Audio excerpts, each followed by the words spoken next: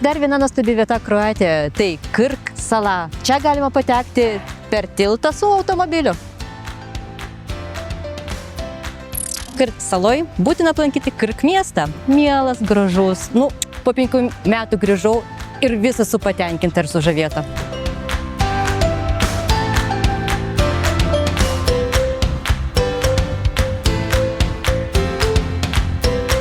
Aš vėl ją radau muzikinė dėžutė tik čia.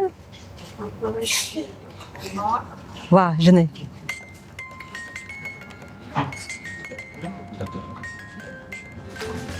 Bella ciao! Besivaikščiodami išėjome į pakrantę, jinai kaip ir visur Kroatija yra nuostabi.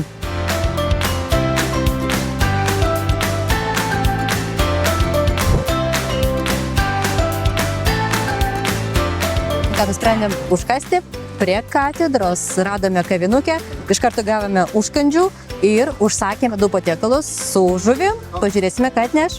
Užsakiau krevetės, salotų su krevetėm. Ragaujam.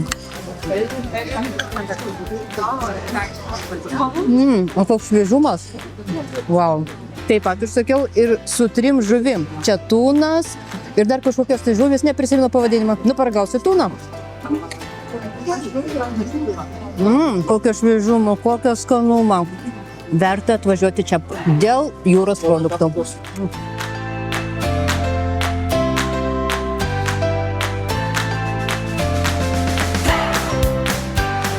Būtinai čia užsukite, dar ant pabaigos gavome ir saldumynų.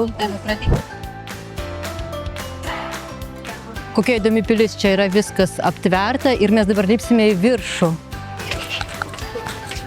Pasitinka apsauga mus. Ir aš lindau šarvus dabar. Šjevona mač.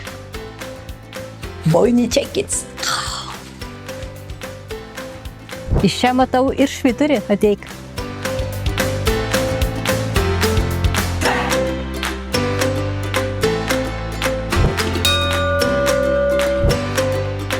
Einam. Šulinis uždarytas, bet kapeikyčių čia daug. Gražiausias vaizdas iš švyturį.